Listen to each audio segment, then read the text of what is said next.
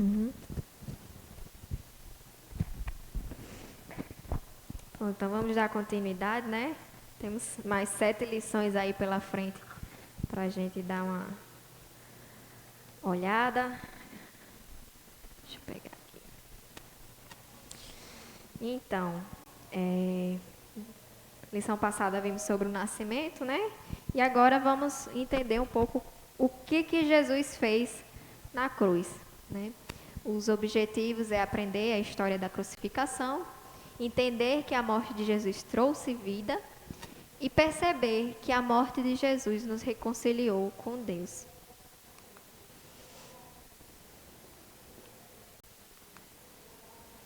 Então, ele se entregou por nós e na lição passada dá para explorar bastante a vida de Jesus, né, os ensinos dele, né, e aqui a gente vai trazer sobre esse início, né, o início do julgamento dele, e aqui mostra que ele se entregou, né, e aqui se inicia, né, esse momento no Getsemane, quando ele estava ali fazendo oração, ele já sabia, já sentia que estava próximo o momento, né, em que ele iria ser levado para julgamento.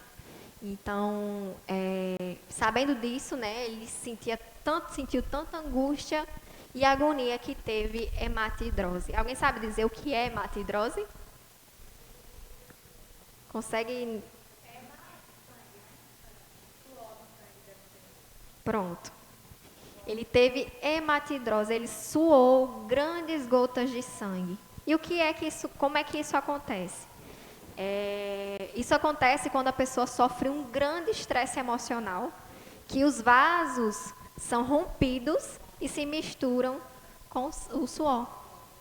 Para vocês verem tamanha agonia, tamanho estresse emocional ele passou naquele momento, que ele suou sangue. Não é fácil você carregar o pecado de toda uma humanidade, não só as que já passaram, mas o de toda uma humanidade que ainda iria vir, né? Ele carregar tudo isso sobre ele não é fácil, é um peso muito grande, é uma responsabilidade muito grande. E isso trouxe muita agonia, muita tristeza a ele naquele momento. E na mesma noite, nessa oração do Getsemane, ele foi levado a julgamento. E o seu único delito foi ter se declarado rei dos judeus.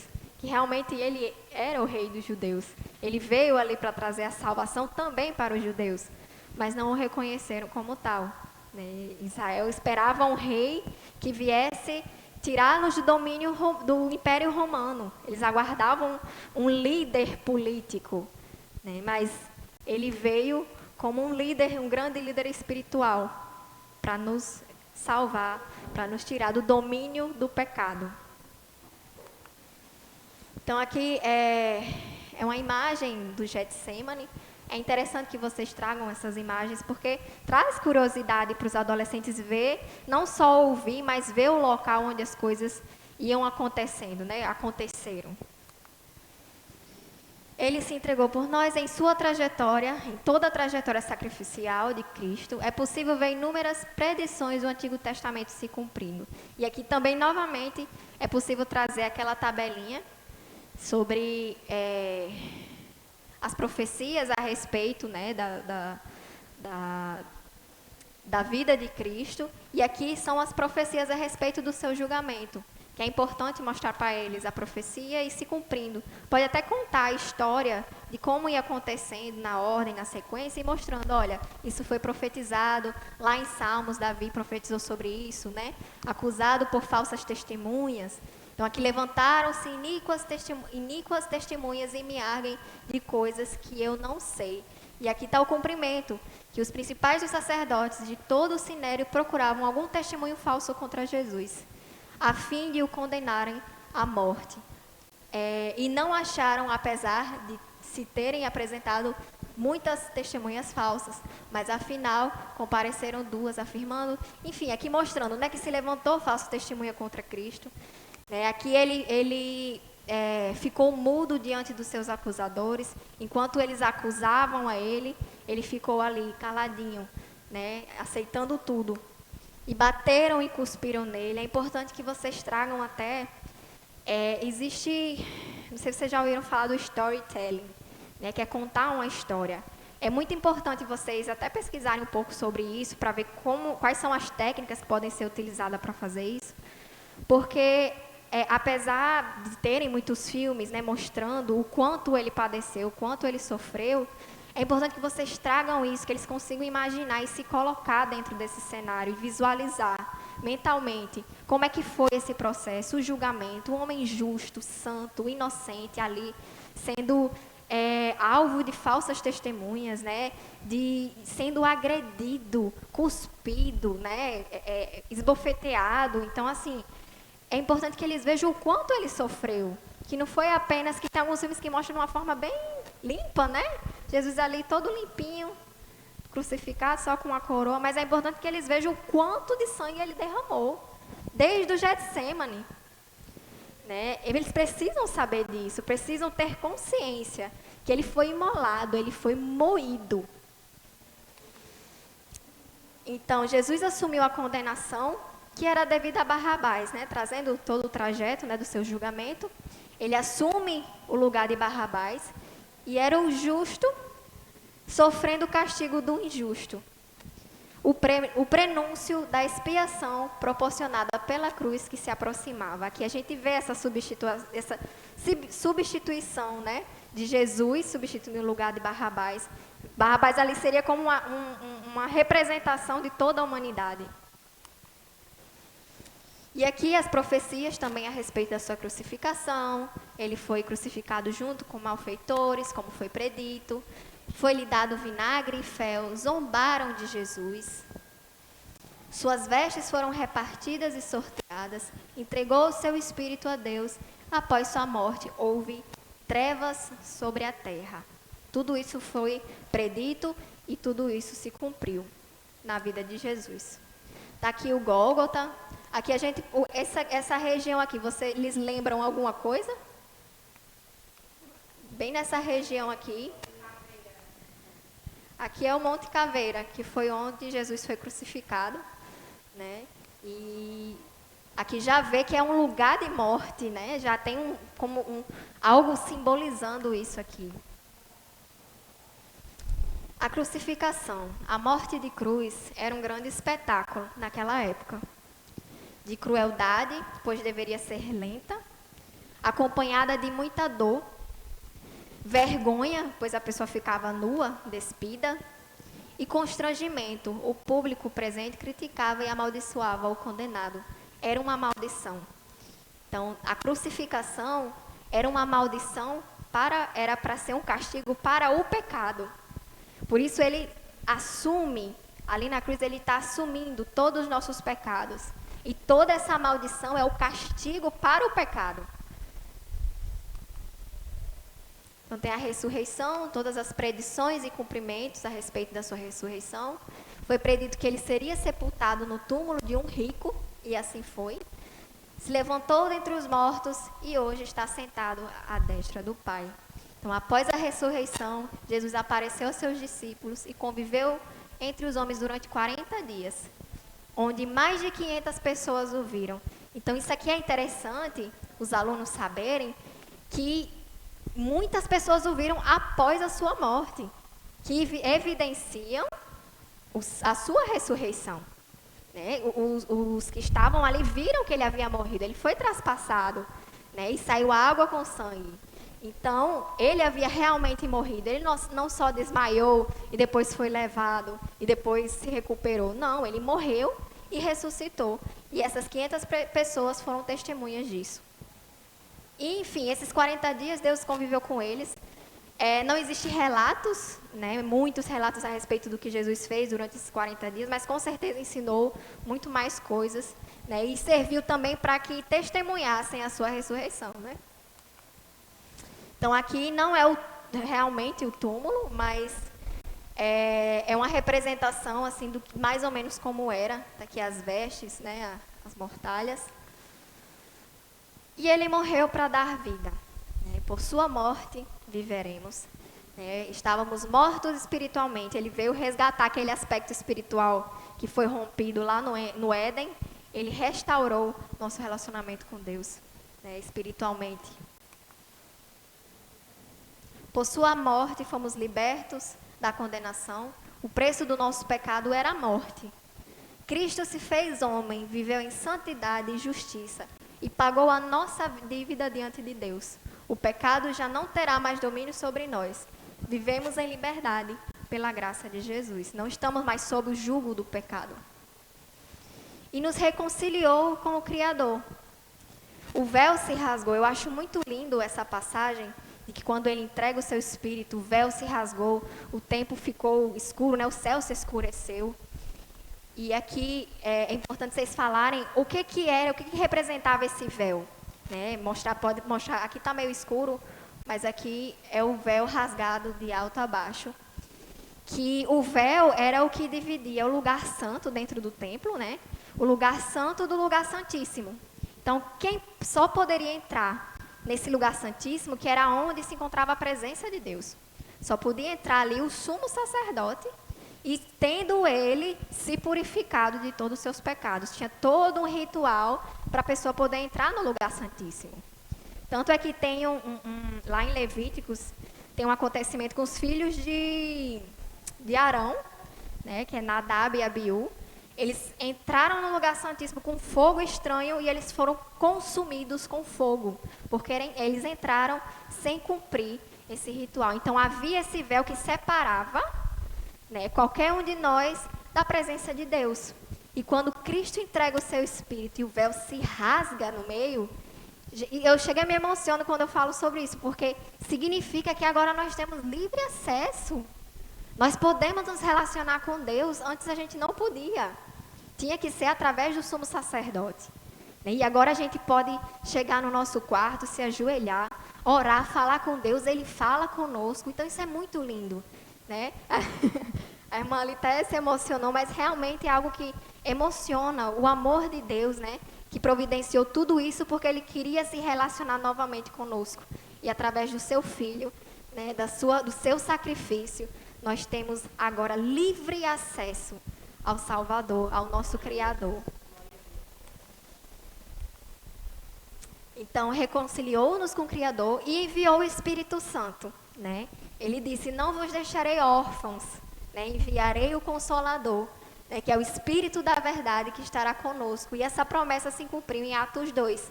Né? Os discípulos estavam ali reunidos e de repente veio um vento, né, que impetuoso, que encheu toda a casa e todos foram batizados e línguas foram repartidas, né?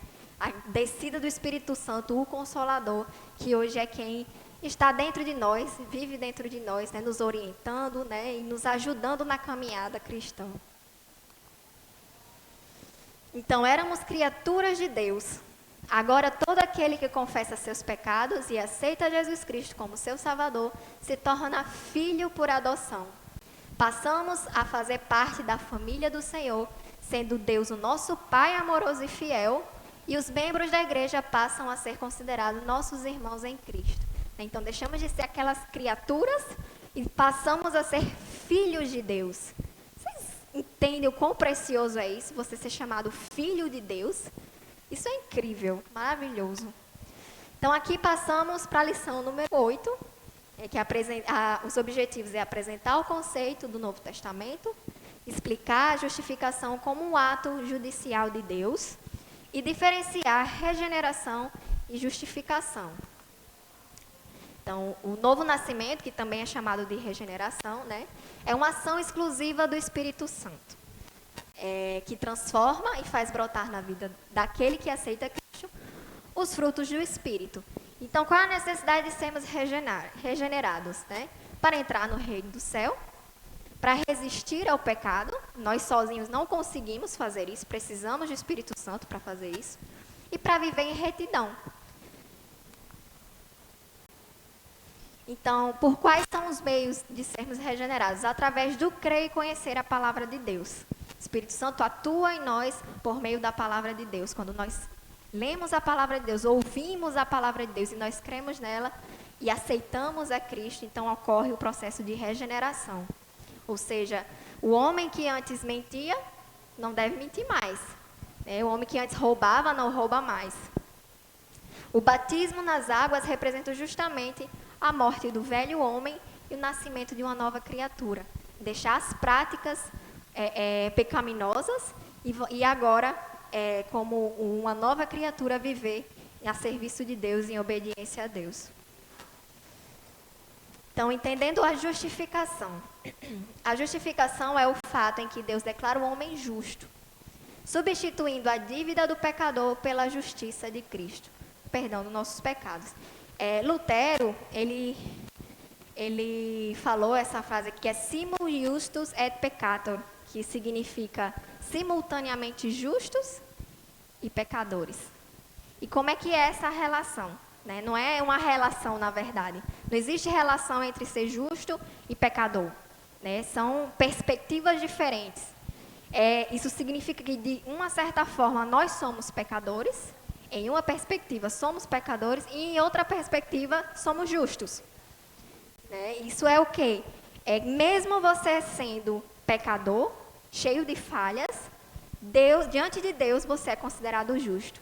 Isso não significa que você deixou de ser pecador, que agora você é perfeito. Não. Você é imperfeito, você é pecador, mas diante de Deus você foi justificado por Cristo. Então, quando eu falei ali que Jesus ali, quando morreu, todos os pecados estavam lançados sobre eles e que ele foi moído, tem uma passagem que fala que a Deus lhe agradou moê-lo, porque ali ele estava castigando o pecado em Cristo. Então, ao mesmo tempo que ele nos coloca como justos diante de Deus, é Ele quem nos justifica. Então, o benefício da justificação: livres da condenação, paz entre Deus e o homem, que não será mais alvo da ira divina, porque toda essa ira recaiu sobre Cristo, o castigo do pecado estava em Cristo, e livre da culpa do passado e do temor do futuro. Ou seja, quando nos arrependemos, Deus limpa o nosso passado. E o temor do futuro, não devemos mais temer o futuro, porque nós temos Cristo e sabemos que o nosso futuro é o céu.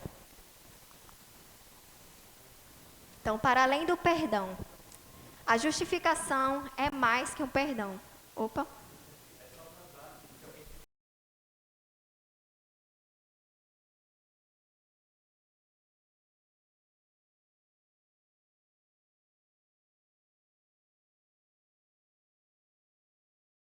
Pronto. Então, a justificação, ela é mais que um perdão. Pois mesmo sendo pecadores, o Senhor nos justifica pelo sangue de um inocente, Jesus. E só é possível alcançá-la por meio da fé em Cristo. Somente pela fé em Cristo é que nós alcançamos a justificação. Então, aqui tem as diferenças entre regeneração e justificação. A regeneração, ela transforma a natureza moral, e a justificação é uma mudança de status, de condenado para justo. O Espírito Santo nos limpa de todo o pecado, e na justificação há a eliminação da culpa. A regeneração é a ação exclusiva do Espírito Santo, e a justificação é a ação exclusiva de Deus por meio da sua graça. Então, a gente não alcança isso por mérito. É Deus quem faz todas essas coisas. Então, a santificação. É importante compreender o que é santificação, os tipos de santificação e desejar a santificação. Então, o que é ser santo? É aquele que é separado de tudo que não agrada a Deus. Isso é ser santo, ser separado do pecado, estar junto de Deus. Deus quer a nossa santificação. A santificação nos aproxima dele, pois ele é santo. Eu não sei se vocês já ouviram falar que a gente sempre se ajunta a pessoas que são parecidas conosco, que a gente se identifica. Então, se eu não me identifico com Deus, ou então se Deus não se identifica, não que Deus se identificasse conosco, mas se eu não me identifico com os princípios de Deus, eu vou me afastar dele, eu não quero me relacionar com ele. Mas quando eu começo, através da regeneração, a entender a palavra de Deus, ele vai trazendo essa mudança de mentalidade, nós vamos querendo nos tornar mais parecidos com Ele.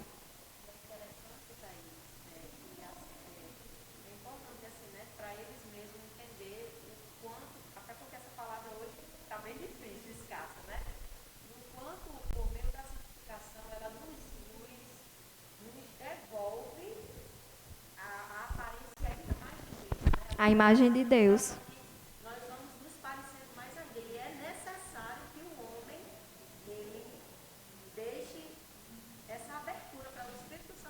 Sim. Ou seja, além daquilo que Deus faz, ainda tem a nossa parte, né? Com certeza. Para que ele... Uhum. É porque também nós percebemos que atualmente o evangélico se tornou como se fosse um status social. Ah, eu sou evangélico. Tanto que vocês veem que tem muitos músicos mundanos, cantores mundanos que se denominam evangélicos. Né? Mas o viver ali, você não percebe isso. A renúncia. Exatamente.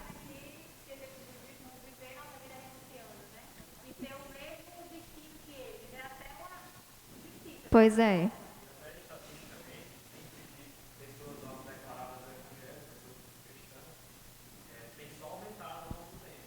Uhum. É só quantidade, né? E tá muito...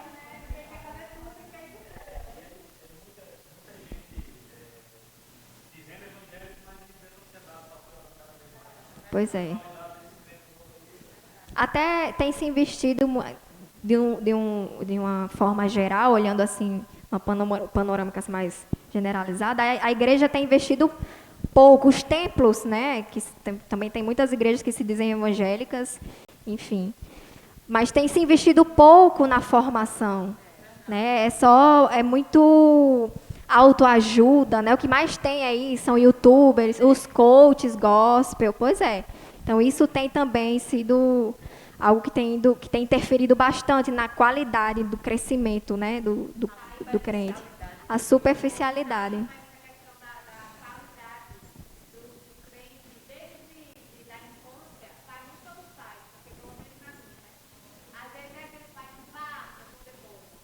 Uhum.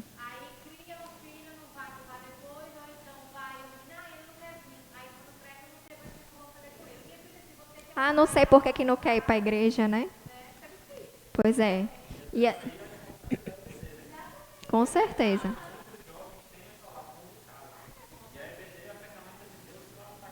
Pois é. O que seria o ideal? Que as famílias fizessem devocional dentro de casa, né? Que levassem seus filhos à igreja e dessem o exemplo deles indo à igreja, né? E não vá para a igreja por conta própria.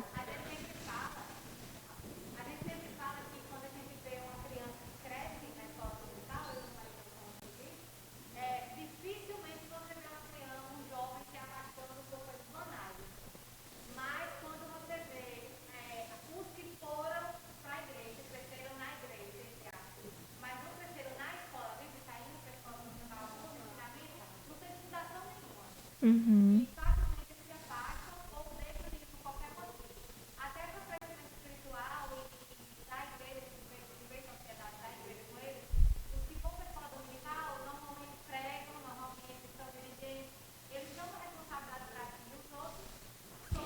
Exatamente. E isso tem muito do que a gente falou lá no início do modelo cognitivo. A formação. Se minha mente está cheia das coisas de Deus e eu conheço os princípios bíblicos e eu sou formado naquilo, quando vier pensamentos contrários, eu vou saber rebater. Isso vai alterar a minha forma de se comportar, se eu vou aceitar aquilo ou não. O que acontece é que às vezes em casa não existe também, porque a família é fundamental nisso. Não é só a igreja. A família é muito importante na formação. Né? Então, se eles estiverem cheios, pode falar.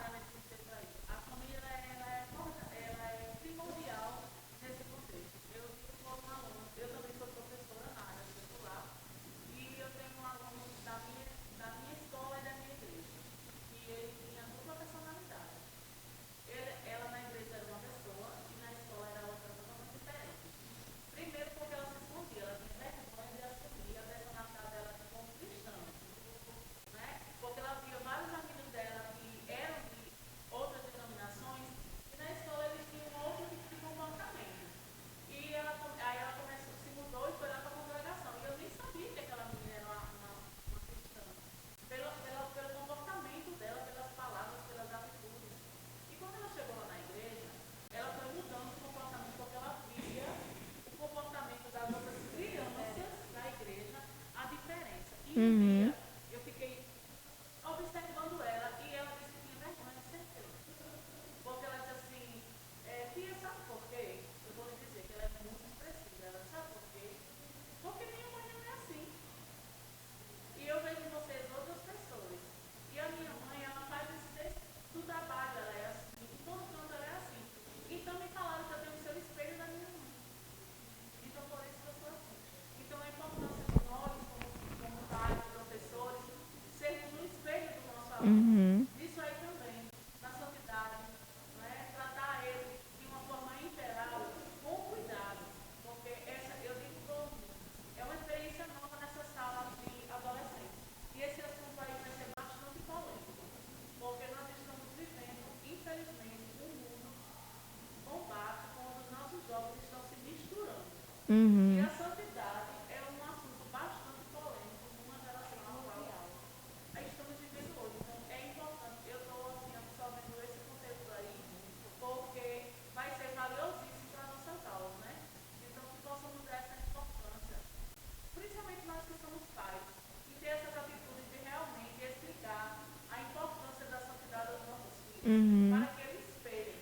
E hoje eu também vejo essa aluna com outros olhos, porque ela realmente, ela quer, ela observou e ela está absorvendo a mudança dela dia a dia. E eu acho isso lindo.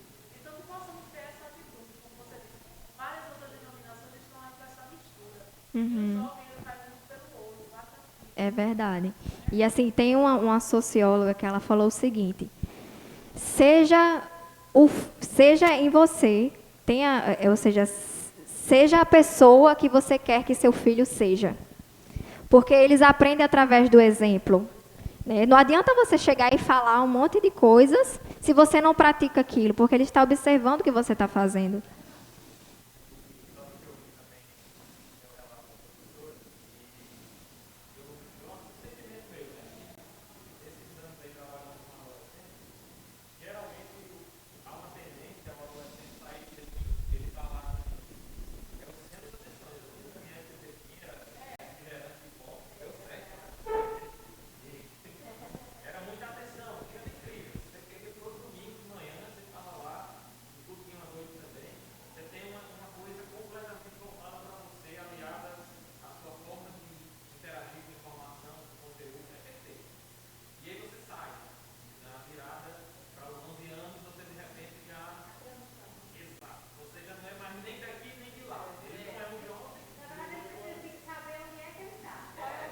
Uhum.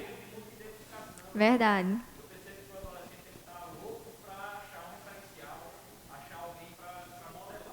Exatamente. E onde eles têm buscado o referencial deles. Então a gente precisa que transformar nossas aulas em algo valioso diante dos olhos dele. A gente tem que mostrar isso aqui de forma que eles se sintam atraídos. Qual é a diferença, por exemplo, eu chegar na aula, aí eu abro a lição aí. Gente, vamos abrir, a lição é sobre santificação. Vamos abrir a Bíblia. Que atenção eles vão dar. A primeira formiga que passar na frente dele, a primeira formiga que aparecer na frente dele, ele vai se distrair. Porque isso não está despertando interesse neles. Então é preciso que isso seja importante para vocês, valioso para vocês, para que vocês consigam passar isso para eles. Exatamente.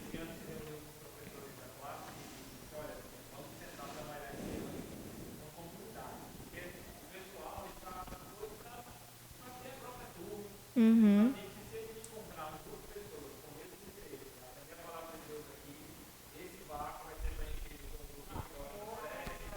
É verdade.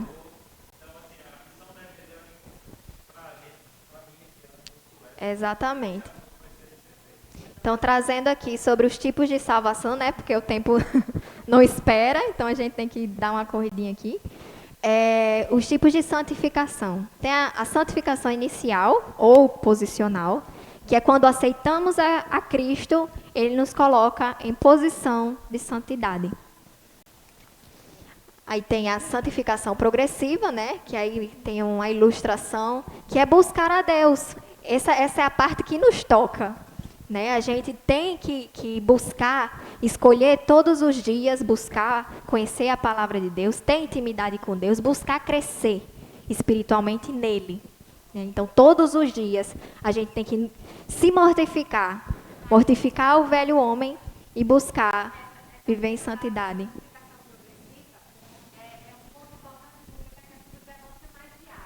Uhum.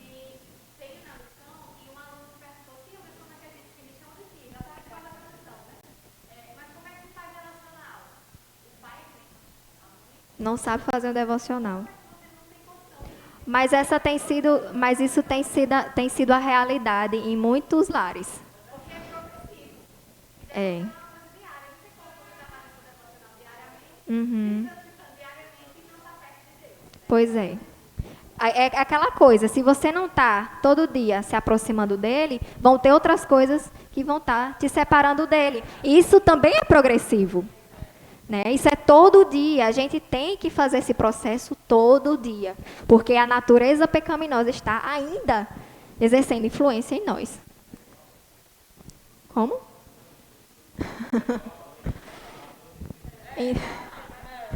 Pois é. Então, a santificação final é o que acontecerá quando tivermos nossos corpos glorificados, né? E alcançaremos a perfeita santidade. É importante que eles entendam. Eu digo isso muito de experiência própria na minha adolescência. Porque o que acontecia? Eu cometia um erro e eu ficava me sentindo terrível. Aí eu pedia perdão, cometia de novo, pedia perdão, cometia de novo. Chegou um tempo que eu cheguei, meu Deus, se eu vou continuar assim, então vou me jogar logo na lama mesmo, porque não tem jeito. Né? Então, às vezes, isso pode desmotivar, né, o adolescente a continuar na caminhada. Por isso que é importante que eles entendam o seguinte: Deus sabe que você vai falhar durante a sua caminhada. Ele sabe que você vai ter muitas quedas. Mas o que Ele quer é que você se levante, reconheça o seu erro, peça perdão e siga. Porque a gente não vai ter a santidade perfeita aqui. Só alcançaremos quando chegar no céu. Então isso serve até para a gente. Se a gente pecou, é entender. Eu pequei, eu errei, nós somos falhos, mas eu não quero continuar pecando. É você, por mais que você vai tentando acertar, por mais que você, durante essa caminhada, vá tendo algumas quedas. E aprender com esses erros e não voltar a cometê-los. Então, aperfeiçoando a santificação. Renove os seus pensamentos. Tenho certeza que esse é o ponto principal. Todos nós que somos crentes, precisamos renovar nossos pensamentos. Precisamos estar atentos às nossas mentes. O que é que estamos pensando?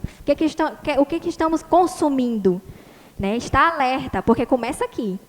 Se eu estou percebendo, estou começando a pensar mal do irmão, opa, dá um alerta. Porque é assim, se você for deixando, você está se deixando levar pelas suas emoções, e aí vai. Quando você vê, você já está com raiva do irmão. Então, renove os seus pensamentos através dos devocionais diários, vocês fazem isso. Diga não aos desejos da carne, né? Neguem os desejos da carne e viva para Deus. Em oração, em leitura da palavra e no serviço ao Senhor. Com a certeza da salvação, tudo está completado. Aqui é importante mostrar para eles, deixa eu só voltar aqui. É muito importante que vocês mostrem para eles que o plano de salvação, ele é perfeito. Né? E que ele foi realizado, né? E teve sucesso. Então, apontar os inimigos dos filhos de Deus e refletir sobre a certeza da salvação. Então, como eu falei aqui, é importante que eles tenham em mente que o plano foi perfeito e foi cumprido. Então, deu tudo certo com o plano de Deus. Então, depois do sacrifício, né, nos tornamos amigos de Deus. O plano de Deus revela quão grande é o seu amor por nós. Com a redenção através de Cristo, passamos de inimigos para amigos, servos e filhos de Deus. Então, aqui, os inimigos dos filhos de Deus. Aqui já dá para ter uma noção, né? Isso aqui é uma armadilha. E é importante que eles entendam o seguinte: o tentador, ele nos tenta. O diabo, ele não faz a gente pecar, não. Ele nos tenta. E olha, eu vou falar uma coisa, ele nos conhece muito bem. E os seus alunos precisam saber disso, que ele sabe o ponto fraco de cada um e ele vai colocar a armadilha para te pegar justamente nesse ponto fraco. Então, se ele sabe o seu ponto fraco, você tem que saber. Você tem que investir no seu próprio autoconhecimento. Você precisa se conhecer. Quais são os gatilhos que me levam a pecar? Para você estar alerta e relacionado a você mesmo. Então, o mundo é inimigo também dos filhos de Deus, né? O mundo jaz no maligno. Então, toda a sua influência tende para o mal. É preciso discernimento para conhecer o que aproxima e o que afasta de Deus. O inimigo utiliza também a influência do mundo. Né? O mundo jaz no maligno, né? Então está governado aí pelo maligno. Então tudo que vem dele é mal. E isso aqui tem sido a principal distração, não só dos adolescentes, dos adultos também. Quantos pais a gente vê a criança largada e lá no celular, né? Precisamos dar atenção aos nossos filhos.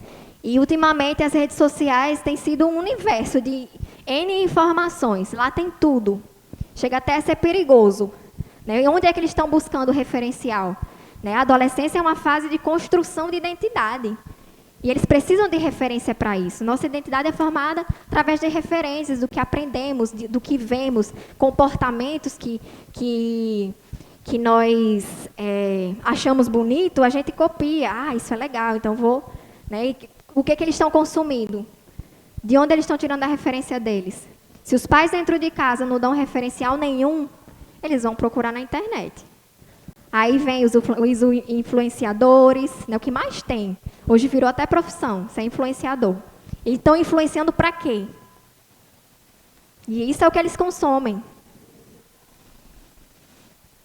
Então, a carne é a pior de todas, que é o pior inimigo, pois ela vive diariamente conosco. É como se você morasse com o seu pior inimigo, e você tem que dominá-lo todos os dias. Né? E é aquilo que eu falei, a nossa carne é inclinada ao pecado. Então, a gente tem que estar se autoavaliando o tempo todo. Está aqui o cérebrozinho, consumido pela raiva. Então, a melhor forma de combater nossos inimigos é conhecer muito bem suas táticas.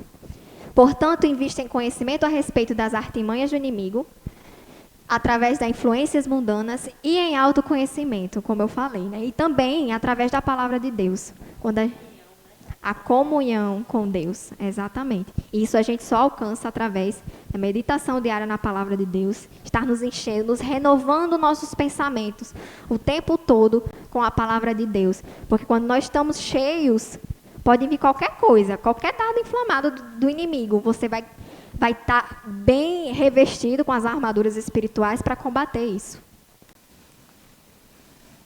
Então, seguros no amor de Deus, nossa perfeita salvação. A salvação, ela é perfeita. Né? Ela nos aproxima do amor de Deus. E nada poderá nos separar do seu amor, a não ser nós mesmos. É aquilo que eu falei, é uma decisão sua querer estar no amor de Deus ou não. Né? Quando você decide, eu quero Deus, eu quero os propósitos de Deus na minha vida, eu quero seguir, eu quero ser obediente. Então, você vai todo dia investir naquilo, para se aproximar cada vez mais dele. Mas isso não significa que podem vir distrações por aqui e te atraiam para o outro lado. Então, por isso que é importante a gente estar o tempo todo renovando nossa mente e buscá-lo diariamente. Então, a certeza da salvação é algo racional, né? É através do conhecer a Deus, a sua palavra, e na busca de aplicá-lo no viver diário. Existem alguns requisitos que eu trouxe aqui para ser salvo, porque existem muitos que eu não sei se eu sou salvo. Como é que eu sei se eu sou salvo? Então, aqui são 5 requisitos aqui, que ele vai fazer esse questionamento para ele mesmo se responder. Né? São formas de ele tentar encontrar a própria resposta. Porque a gente não tem como dizer, não, você é salvo ou não. Só você pode saber se é salvo ou não, né? E é importante ter a certeza da salvação. Então, a importância da fé. definir o que é fé, mostrar por qual razão a fé é importante para o crente em Jesus, como desenvolver a fé em Deus. Então, o que é fé? É uma certeza. É acreditar para além da razão, mas não contra a razão. A fé vem pelo ouvir a palavra de Deus. Então, a fé ela é racional. Eu creio porque pela razão, né? E aqui tem o John Stott, ele falou que a fé e o pensamento caminham juntas. E é impossível crer sem pensar. Como é que eu vou crer em algo? Isso seria fideísmo. Eu acredito, mas eu não sei porquê. Acreditar de olhos fechados. Então, a fé é racional. Você sabe por que você é salvo, porque você acredita naquilo. Né? Você sabe que você é pecador e que você precisa do sacrifício de Cristo para você ser salvo. Acreditar no sacrifício de Cristo para você ser salvo. Então, existe uma razão que embasa a sua fé. E o que é fé? Né? Aqui, uma segurança no caminho. Pela fé, confiamos que o que Deus diz é verdade. Não, e fé é acreditar que o que Deus diz é verdade. Então, cremos que estamos seguros nele pela salvação. Então, isso gera uma segurança na nossa caminhada. Porque já que nós acreditamos por meio da fé, que se permanecermos fiéis a ele, nós alcançaremos o céu e moraremos com ele no lar celestial, então eu fico tranquilo. Eu me sinto seguro na minha caminhada com Deus. E por que a fé é importante? Pela fé, alcançamos a salvação. Precisamos crer no que Deus diz para sermos salvos. Que é bem lógico, né? Como é que eu vou ser salvo se eu não acredito que aquilo vai me salvar? Então, eu preciso crer.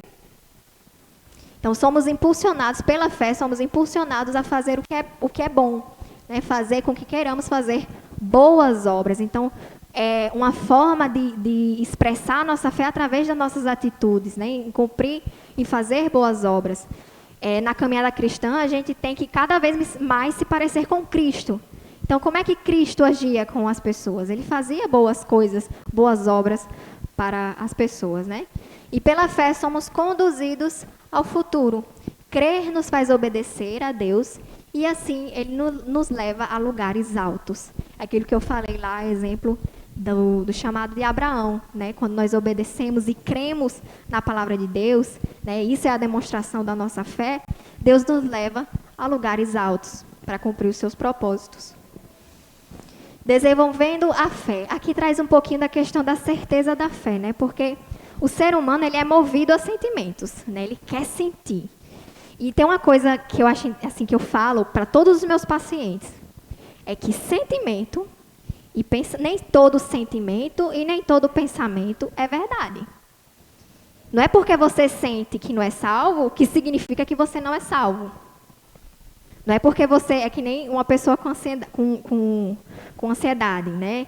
Ela acha que se eu for falar em público todos vão me julgar. Não é porque ela sente isso que isso realmente vai acontecer. Então, sentimento e pensamento precisa ser questionado. Então, aqui nessa questão aqui, é mostrar para eles que a fé é racional e aqueles requisitos lá, faça eles se questionar por que você não sente certeza da sua fé. Né? Qual é o motivo? Vamos aí tentar descobrir o que está. Você cometeu alguma coisa errada? Então, olha, aqui a Bíblia fala que se você se arrepender, né, e não voltar a cometer, Deus te perdoa e você alcança a misericórdia, né? Então, é o conhecimento. A gente precisa conhecer e é através da razão. Então, aí vem a certeza da salvação. Quando eu conheço e eu consigo rebater, inclusive, os meus próprios sentimentos. Então, crescendo na fé, né, que é através da palavra, da oração, a fé vai crescendo a cada dia. Mas aí precisa, né, da perseverança diária. Então, salvos para mudar o mundo. Explicar como a igreja primitiva em Jerusalém cumpriu sua missão, demonstrar como o evangelho transformou o mundo e saber como ganhar o mundo para Cristo. Então, a igreja e sua missão transformadora. A igreja primitiva, né, é quando Cristo ressuscitou, e antes dele ser assunto aos céus, ele deixou uma ordem. Ide por todo o mundo e pregai o evangelho a toda criatura. Essa é a ordem de Cristo para todos nós. Então, logo depois, o Espírito Santo foi derramado E foi quando eles começaram, né, a obedecer essa ordem de Cristo, né, foram arrebatados ali pelo Espírito Santo em línguas, em dons, né, e começaram a disseminar o evangelho por onde eles passavam. E perseveraram na doutrina, compartilhavam seus bens e viviam em comunhão uns com os outros. Uma poderosa comunidade perseguida. O evangelho foi se espalhando e ganhando proporções universais. Na história da igreja, o inimigo levantou a muitos na intenção de destruí-la. E aqui é interessante mostrar para eles algumas das perseguições que a igreja enfrentou, né? Depois, a perseguição pelos próprios judeus, né? O próprio Paulo, né? Ele foi um perseguidor, Saulo foi o perseguidor da igreja. Depois a perseguição por Nero, por Domiciano, perseguição em Roma e perseguição de Diocleciano, Império Romano. Então, vocês podem também nas aulas se aprofundar um pouquinho para relatar para eles como é que aconteceu essas perseguições, mas o importante de mostrar isso é o quê? Que apesar de todas as perseguições, de muitas pessoas terem morrido, isso não impediu que a igreja crescesse e o evangelho fosse pregado. E Tertuliano fala que o sangue dos mártires é a semente da igreja. Né? Realmente era a semente ali, que a pessoa eram mortos, muitos foram mortos, mas isso fez brotar ainda mais cristãos, mais pessoas que acreditaram no evangelho. Então, vivendo em um mundo melhor, transformando o mundo em redor. O cristianismo trouxe contribuições para a sociedade, né? A valorização da mulher, a união entre judeus e gentios e contra o racismo. Vinde a mim a todos. E principalmente a mensagem de boas novas. Como eu falei lá no início, a influência de Cristo está espalhada por várias questões sociais, né? Formações de sociedade, cultural também, e em muitos pensamentos de muitas pessoas. Muitas pessoas falam versículos da Bíblia e às vezes nem sabem que está na Bíblia, mas elas acreditam naquilo como verdade para a sua própria vida. Então, caindo na simpatia do povo, além dos milagres e pregações cheias de poder, a igreja de Jerusalém exercia o amor de Deus, né? E por isso ela caiu na simpatia do povo. E aqui está uma questão: como temos revelado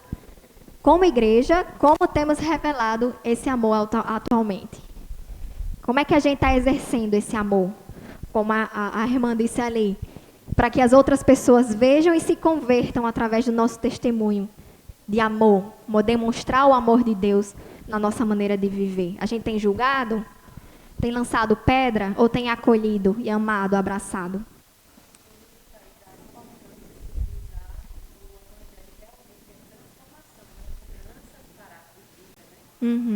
Exatamente. Então, ganhando o mundo para Cristo, saindo da zona de conforto. A igreja primitiva se acomodou em Jerusalém e por isso Deus enviou uma perseguição para espalhá-la, né? Estava ali todo mundo confortável, no amor, na comunhão, todo mundo repartia os seus bens, estava uma maravilha. E o resto do mundo? Então Deus providenciou aí uma perseguição que justamente espalhou eles para o resto do mundo para que o evangelho fosse disseminado por todo o globo terrestre, né? Então fazer a obra de Deus exige que saiamos da zona de conforto. Evangelizando o mundo, Deus levantou e ainda levanta muitos homens e mulheres para cumprir o ID. Desde os primórdios da igreja, o evangelho nunca deixou de ser pregado. E a gente não pode parar com essa missão, porque é a ordem principal do crente, que devemos obedecer. Você tem pregado, e é bom trazer esse questionamento para os adolescentes, você tem pregado na sua escola, para os seus vizinhos? Isso é uma ordenança, e Deus vai cobrar da gente isso. E a última lição, que é as promessas bíblicas para o salvo. Compreender o que é prosperidade bíblica, entender quais são as principais bênçãos espirituais à disposição dos crentes e conhecer as bênçãos celestiais. Então, as bênçãos materiais, né? O que é ser próspero? Significa ser bem-sucedido ou viver bem. O que é prosperidade bíblica?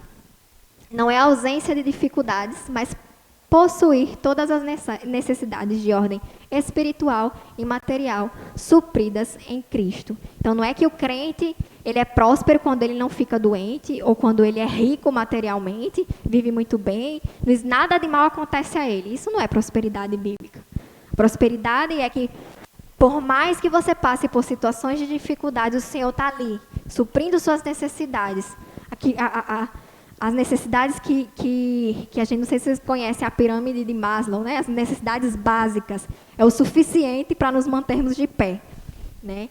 E se ele quiser lhe dar riquezas materiais, né, lhe dar muita saúde, amém. Mas saiba que também essas bênçãos vêm com um propósito, para que você venha abençoar outras pessoas. E há uma influência muito grande, né, Thaís, assim, com relação à teologia da prosperidade, né? Ela relata em que o homem ele não nasceu para sofrer, a ausência, na verdade, do sofrimento. E na realidade não é isso, né? Deus ele abençoa, mas também nós temos as nossas dificuldades. E Jesus falou, no mundo tereis aflições. E aí, por isso que é importante fazer essa separação, né? Que realmente é a vontade de Deus, né? Verdade. Prosperidade.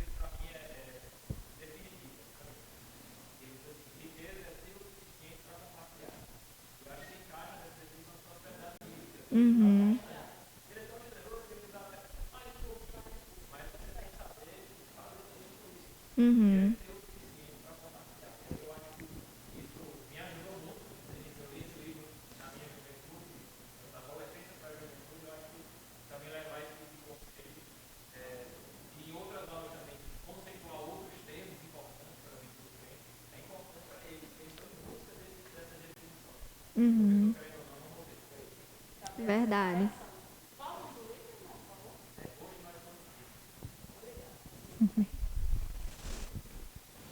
Então, as bênçãos espirituais, né? Vimos as bênçãos materiais, você sabe, né? Que é alimento, roupa, calçado, moradia, né? Trabalho, tudo isso são as bênçãos materiais. E as bênçãos espirituais, né? A principal, a salvação, né? É a esperança da vida eterna com Cristo. Fomos libertos do destino para o inferno. E o batismo no Espírito Santo. Jesus nos deixou o Consolador. Ele é quem nos edifica por meio da palavra e que nos aproxima de Deus. E as bênçãos espirituais também estão os dons espirituais. Vocês podem usar também essa tabelinha para ficar mais fácil do aluno visualizar. E algo que está escasso, né, Thaís? A busca, né, pelos dons. E é interessante influenciar eles que é necessário. Isso faz bem. Tanto a saúde física. E tem muitos que acreditam até que os dons espirituais já não são mais repartidos, que depois que terminou lá a fase dos apóstolos, cessou. Mas não, os dons espirituais, em nenhuma parte da Bíblia fala isso.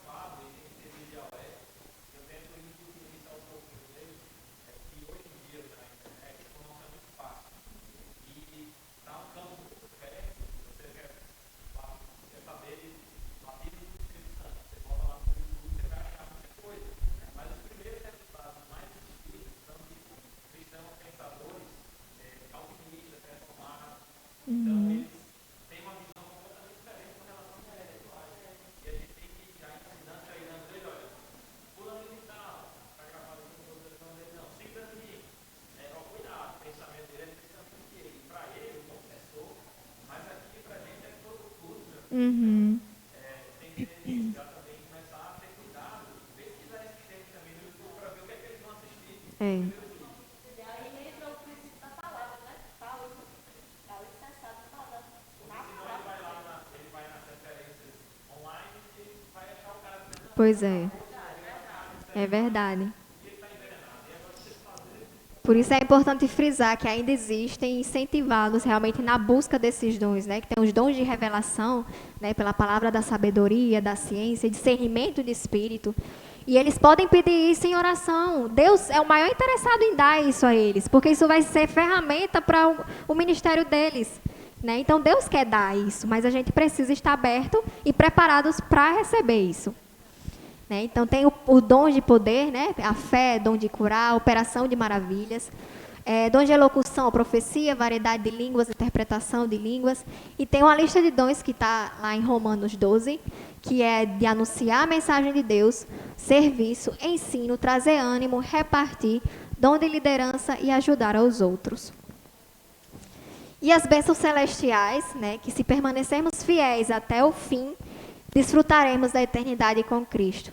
Não haverá mais pranto, tristeza, morte, nem dor. E é isso que nos mantém a nossa esperança, nos mantém firmes e perseverantes. É um dia alcançar, chegarmos aos céus, seja pela vinda de Cristo, ou seja que Jesus venha individualmente, né, para cada um de nós. Mas sabemos que iremos desfrutar se permanecermos firmes das grandes bênçãos celestiais, que vai muito além, né?